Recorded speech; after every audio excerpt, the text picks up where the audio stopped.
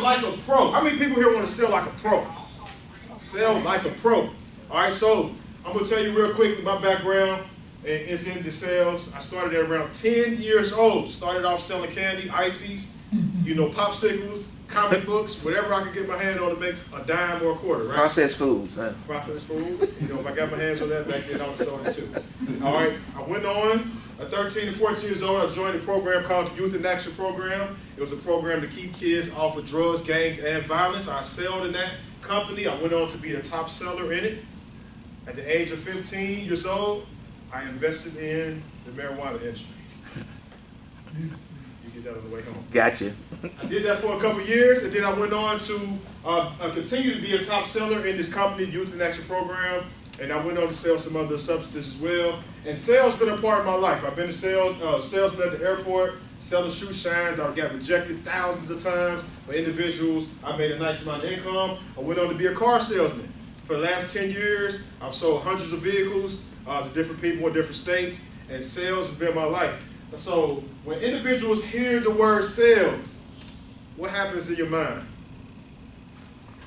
I can't do it. I hate salespeople. How many people felt like that at one point or another? Just be honest. You can throw your hands up. If you even hated a salesperson or felt like I just can't do it. All right? How to sell like a pro. It's all about your mindset. See, the thing about it is, everyone in this room is a salesperson, whether you like it or not. Your children, guess what? They're the best salespeople. You ever went to the store? Daddy. And right when you're about to check out, and they start giving you, don't have no girls. They're going to hit you with the sales pitch. They're going to give you the nice low-tone voice. And then, you know, the stores, they got everything set up just fine. So where they put all the candy, ultra-processed, they put it right there where you're about to check out. So now your children, they've nudging on you. Yeah. I can tell my wife, when she take my daughter to the store, I say, don't buy them nothing. Because they will start using the sales pitch. They're going to come with the sales pitch, right? Listen, you can put your shoulders down.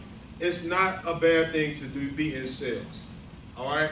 Anytime a dollar is being transferred to another person, a sale is being made. Yeah. Whether you're doing it consciously or unconsciously. All right, so everyone's a salesperson, and guess who are the best of it? I already told you, children. Children are the best salespeople. They can go from a no to a no without losing a whole bunch of excitement. Us in this room, when we hear the word no, we shrink. There you go. Come on. I don't like rejection. The definition of a sale is the exchange of a commodity for money, the action of selling something. All right. And another definition is a period during which a retailer sells goods at reduced prices and clearance sale. I got news for you today. A lot of these clearance prices, they jack the prices up, and then they give you a clearance deal, and it's really you buying it back at the original price. All right. So this is something I want to go to because this is wisdom and wealth. We talked about wisdom. Let's go to the wisdom book. All right, the richest man that ever lived. This is what he said. The words out this mouth, not mine. He said, he that withhold corn, the people shall curse him. But a blessing or a barakah shall be up on the head of him that selleth it. So what does this scripture mean? He said the person that withholds corn, the people are going to curse that person. That means that each and every one of us, have a moral obligation to share with the world what you do. Or else the people are going to curse you because you didn't inform them about it. Imagine if someone finds out that you have a particular product or a service and they like, you never even told me about it. Imagine that person could have told their friends and their friends and their friends, and then your enterprise could have took off. But you say, you know what, I'm going to keep it to myself because I don't like sales. Listen, I enjoy sales. I get motivated. All right, you can tell me no. All right, I'm going to get to that as well. So, one of the things that you need to do is to become a good salesperson. What this couple have done, they have put time into study. Time and study. If anyone in here read The Richest Man in Babylon before, read it or heard on audio, it said time and study. Time and study is required for you to be successful in anything. So if you're going to go out and sell a product, it's good for you to put time and study into it so that when you share with individuals, it comes naturally. Use the product that you're about to sell to someone else because it's easier to talk about it once you can put your belief behind it. It doesn't feel like you're trying to put a high pressure sales on someone. Well, you're just telling some. How many people here told somebody about Netflix before? You never told somebody to go to Netflix? How much did Netflix pay you? Went to Hulu? Went to all these other places y'all been watching TV on? How much did they pay you? You was just sharing information with individuals. How many of y'all told people about the network? Keep your hands down. I know y'all ain't telling me. That's all right. That's all right. I'm just playing. I know you've been talking about it. I know y'all been talking about the network. Y'all been talking about it. He said processed food, but there's I ain't coming this time. Talk about living healthy. I tried to have this place on fire for you, Elder, and they didn't show up. That's one of them subjects, bro. They didn't want it. All right? Grooming. This is something that's important about sales. You have to make sure that you are presentable to the marketplace. Your grooming. All right? This is something, I can't speak for everyone else. The average person that have the length of hair that I have it, they get their haircut every 2 or 3 weeks, or once a month. I get my haircut every single week. Why? Because I am in front of people every single day. Yeah. I'm in the marketplace. I'm around hundreds and thousands of people when I go out. I want to always look like I'm someone important.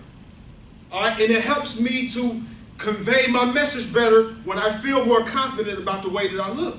There you go. All right? Facials. If you have facial hair, all right, I'm not telling you not to grow a beard. I'm not telling you not to, grow a long beard. But if you can, if you're going to be in the world of sales. Now, if you're driving a truck all day long, it don't matter what you look like. You're only going to run into a few people. But if you're out and you're trying to be in front of individuals, you want to make sure you're groomed up. And hygiene is important. Hygiene is important. I was at a conference down in Atlanta. I probably shouldn't have said that online, but I was in Atlanta. And after a conference was over, one of the guys, one of these influencers, he sent someone over to talk to me and pitch me to his deal. You're not gonna lie. That's all right. I'm on mine, though. Okay. It's all right. He sent someone to pitch me to talk to him about a deal that they had. And the guy came over to me, and his breath, I'm not even going to use proper English. I'm going to use Ebonics. His breath stank. And he was trying to pitch me on the deal, and I'm like, hey, man, come on, like, watch out. Oh. I literally had to, hey, I have to watch out. So make sure when you're in the marketplace, all right, I know the elder got something to say about these TikToks too, but I'm just saying, man. And give me an alternative, please, tonight, all right? I need an alternative for something to keep my breath smelling good. Your underarms and your breath, you shouldn't take a shower before you come outside. These are things that we shouldn't have to tell you, but you do have to tell individuals. If you're going to be in front of individuals, pitching a sale, Come on. telling them about your product, telling them about your service, the last thing you want is for your breath to be so horrendous that they say, I hear what you're saying, but I think I need to get back with it. Man. This is sales. Be presentable in the marketplace. I want to be presentable every time that you see me. I want to stay on top of it. Because the day that I come looking any type of way, the day that I don't pick out my hair, the day that I don't groom myself up, can be the day that I meet someone that could change the rest of my life. Yeah. And I took it for granted. Good point. Be presentable in the marketplace. All right? And I want to say this as well. If you're going to go out in the world and start selling something, make sure it's something that you can put your name behind. Because you are the brand. People are looking at you. So, it's easy for me to tell you about the 12 fundamental laws of wisdom, the spiritual and prophetic meaning of numbers, the world's greatest hidden treasure, because I believe it. I transfer that belief. I take those books with me out of town. I take them to Florida. I take them to Atlanta. I take them to wherever, and I sit them down at tables, and I sell them like hotcakes, because I believe in what I am putting out to the people. You have to believe in what you are selling. All right? Rid yourself of the fear of rejection. How many people here, be honest, how many people here dealt with the fear of rejection before? All right, she said she never dealt with that before, huh? Oh, yeah. Listen, a lot of individuals, they deal with the fear of rejection. That's one of the main basic fears. We all have something inside of us that want to be accepted by people. We don't want people to tell us no. But in the world of sales, you're going to have to be excited about it. Find people to talk to, all right? If you're going to go out here and be successful in any endeavor, you have to find people to talk to, and you have to talk to the people that you find. Some individuals, they do the analytical work, they do the technical work, but when they come down to making a phone call, they don't want to talk to no one. When it come down to, I started my sales knocking on doors. You ever knocked on the door and then the dog came to the door and you had to, I started off doing that. Walking around up and down the street with a big old box of candy, right? Find people to talk to. If you're in network marketing, if you're in direct sales, if you're in belly to belly, you have to talk to people, or if an individual is not agreeing on what you're selling, you're not making any money. And one of the other things you want to pay attention to if you're in sales is mirror your customer. You have to mirror the person that you are speaking to. If you are an energetic person like myself, and you're just so excited, and you're talking to a person that's an introvert, you would turn that person off. Run them away. If a person has a calm voice, you gotta have a calm voice when you're talking to that person. A person's excited, let's take it there. We're on the same level.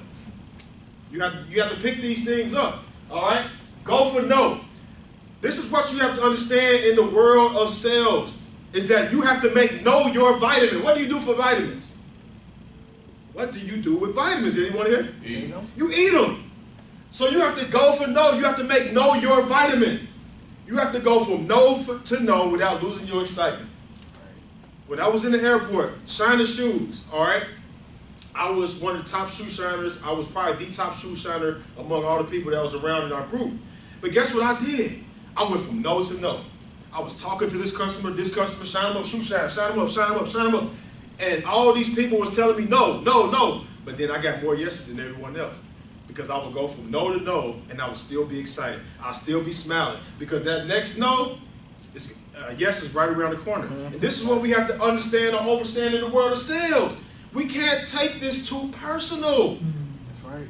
No doesn't always mean no. It just sometimes it means not right now. That's it. That's it. And we get so bent out of shape because somebody told me no. They wasn't ready right now. They said sometimes it takes 5 to 7 exposures for a person to say yes. We gotta give people 5 to 7 exposures to come here. They're not just coming just because of me. They like, look, to people in the spiritual realm, they will come because of me. I'm in the business realm now. I have to prove myself. But guess what? I'm going to continue to keep going for no, and I'm going to make it my vitamin. I'm not going to take it too personal. I want to look at you and say, you're the scum of the earth because you told me no. No, thank you. Because guess how many people end up telling me no at first when I was sitting down at my table with all my books. And they said, you know what? I'm not interested. I don't even read like that. Bro, I don't even read like that for real, right? I said, well, hey, at least take a look at the back of it. They grab my book. They take a look at the back of it. Next thing you know, they turn it back over the other side.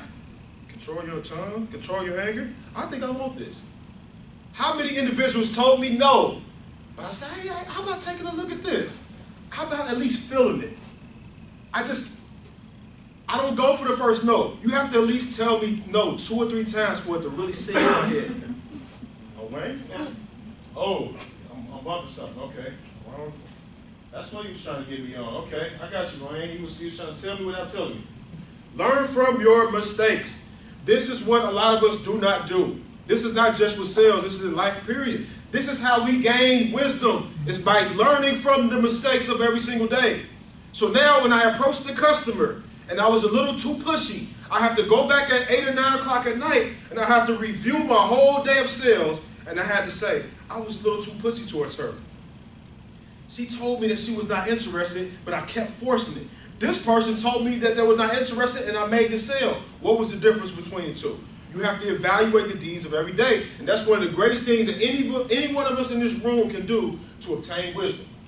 Stay in motion. They say a body in motion stays in motion. When you go through, they have a game. I listened to a person online, 2 people online. They had to make a game out of no, because if you take it too personal, you will give up on your family and your dreams and your goals and in business. And in this room, okay, we're not talking, we don't want to talk down on one that has a job, but we also push on entrepreneurship. And entrepreneurship is filled with a lot of no's. And if you can't take that, you're not built for entrepreneurship. So stay in motion. Continue to take the no's. Continue to keep moving forward. Keep moving forward.